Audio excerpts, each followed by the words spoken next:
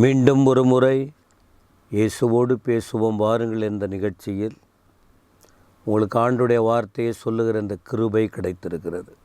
தொடர்ச்சியான சில வார்த்தைகளை படித்து வருகிறோம்.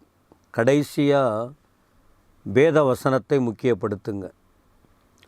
அப்போ அதன் தொடர்ச்சியாக சில வார்த்தையை உங்களுக்கு சொல்லுகிறேன். வேத வசனம் யாருடையது? யாருடையது? நம்மை படைத்த தேவனுடையது. ஏன் படிக்கணும் என்பதற்கு சில வார்த்தைகளை நாம் கேட்டோம். ஏன் படிக்கணும் வேத வசனத்தை? ஏன் படிக்கணும்? படிக்கலைன்னா என்ன ஆகும்? அதை குறித்து சில விஷயங்கள் உங்களுக்கு கொடுக்கப்பட்டது. இப்போ இந்த நேரத்தில் கூட சில வார்த்தைகளை உங்களுக்கு சொல்கிறேன். எப்படி வேத வசனத்தை படிப்பது? எப்படி படிக்கணும்? வேத வசனத்தை எப்படி நாம் படிக்கணும் அப்படின்னு சொன்னால் ஜெபத்தோடு படிக்கணும். ஜெபத்தோட. நிறைய பேர் 60-70 வயசு கூட இருக்குது. அவங்க சொல்கிறாங்க ஒன்றுமே புரியல. நாங்கள் பிறந்ததுலேருந்தே கிறிஸ்தவங்க தான். இந்த பைபிள் நாங்கள் படிக்கிறோம், கேட்குறோம், ஒன்றுமே புரியலைன்னா எப்படி வாழ முடியும்? இப்போ படிப்புன்னு ஒன்று படிப்புக்கு சேர்ந்த பிறகு அவங்க கற்றுக் கொடுக்கறது புரியல, தானும் படித்து புரிஞ்சிக்கலைன்னா அப்போ அடுத்த நிலைக்கு எப்படி போக முடியும்? எப்படி தெளிவு கிடைக்கும்? எப்படி பாவத்தை விட முடியும்? எப்படி மற்றவங்களை நாம் மன்னிக்க முடியும்? எப்படி நாம் பிறருக்கு உதவி செய்ய முடியும்? இந்த வேத வசனம் தெரிஞ்சாதானே. அதற்கு தான் என்ன செய்யணும் என்றால், சங்கீதம் 119 வசனம் 18 படித்து பார்த்தீங்கன்னா ஒரு வார்த்தை இருக்கும். உமது வேதத்திலுள்ள அதிசயங்களை நான் பார்க்கும்படிக்கு என் கண்களை திறந்தருளும். இந்த வேதம் என்பது ஒரு அதிசயம். எத்தனையோ 7 அதிசயம் சொல்கிறாங்களே, அது எல்லாவற்றை விட அதிசயமே இந்த வேத வார்த்தை தான். கோடிக்கணக்கான மக்கள் வாழ்க்கையை மாற்றியிருக்குங்க. எப்படிப்பட்ட மனுஷர்கள் இந்த வார்த்தைகளை படித்து கேட்டு கோடிக்கணக்கான மக்கள் உள்ளத்தில் இந்த அதிசயம் வெளிப்பட்டிருக்கிறது. அப்படி ஆண்டோடைய வார்த்தை ஒரு அதிசயம். இந்த வேதத்தில் உள்ள அதிசயத்தை நான் பார்க்கறதுக்கு சங்கீதகாரன் சொல்கிறார். இந்த பாடலை பாடின, இந்த வார்த்தையை எழுதின அந்த மனுஷன் சொல்கிறாரு, உமது வேதத்தில் உள்ள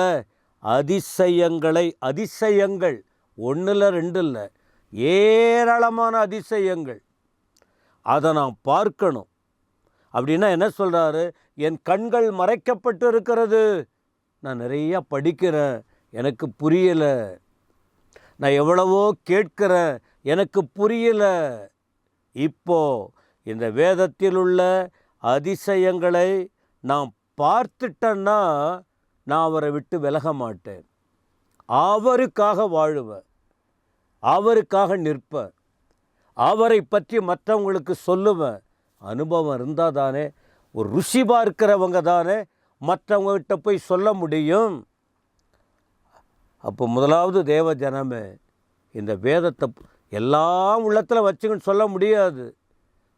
அட்லீஸ்ட் ஓரளவுக்காவது நம்ம உள்ளத்தில் இந்த வார்த்தை இருந்ததுன்னா நம்ம வாழ முடியுமே.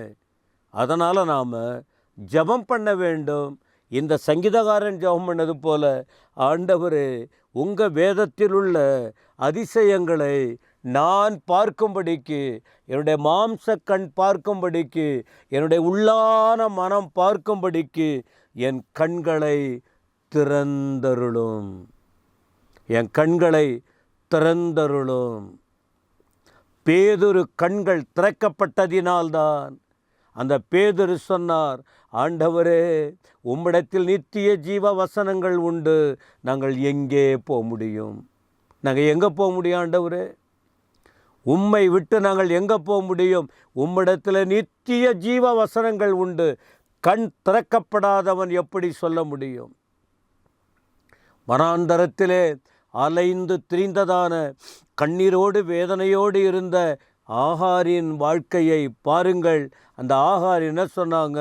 ஆண்டவர் அவர்களோடு பேசவும் அவர்களுக்கு உணர்த்தவும் அவர்கள் கண்ணீருக்கு பதில் கொடுத்த பிறகு அந்த ஆகார் சொன்ன வார்த்தை, ஆண்டவரே நீர் என்னை காண்கிற தேவன், உம்மை நான் இந்த இடத்துல பார்த்துட்டேன். நான் யாரை பார்க்கணும்? அவரை பார்த்துட்டேன்.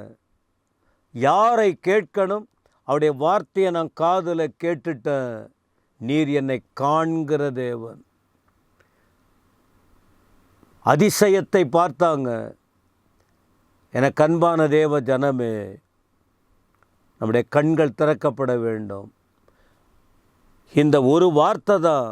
அதை படிக்க படிக்க படிக்க அதற்குள்ள ஜீவன் இருக்கு பாருங்க. அதற்குள்ள ஜீவன் இருக்கு.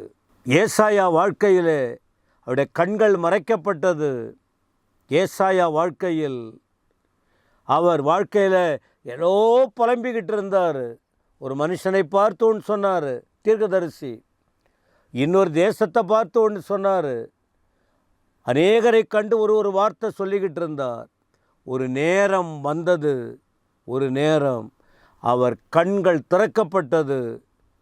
பரலோக மகிமையை கண்டார். பரலோக பிரசன்னத்தை உணர்ந்தார். தேவ மகிமைக்கு தன்னை ஒப்பு கொடுத்தார். தேவன் அவரை தொட்டார்.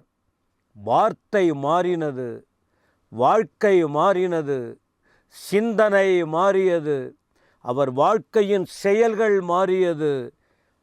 ரகசியம் அவருக்கு வெளிப்படுத்தப்பட்டது. இந்த வேதத்தின் அதிசயம் அவருக்கு வெளிப்படுத்தப்பட்டது. ஏசாயா தீர்க்கதரிசன புஸ்தகத்தெல்லாம் படித்து பாருங்க. அவர் எழுதின எழுத்துக்கள், அவர் மூலம் கொடுக்கப்பட்டதான ஆண்டுடைய வார்த்தை அவ்வளவு மகிமையாக இருக்கும். கண்கள் திறக்கப்பட்டால் அதிசயங்களை பார்க்க முடியும். எனவே தொடர்ச்சியாய் தினமும் ஆசையோடு இந்த வேதத்தை படிக்கணும். எப்படி படிக்கணும்? செபத்தோடு படிக்கணும். அனுதினமும் தொடர்ச்சியாக. அப்படின்னா என்ன? அங்கே ஒரு வசனம், இங்கே ஒரு வசனம், அந்த லாஸ்ட்டில் ஒரு வசனம், அப்படி இல்லை. முறையே படிக்க வேண்டும். முறையே படிக்கணும். ஆசையாய் படிக்க வேண்டும். ஆசை.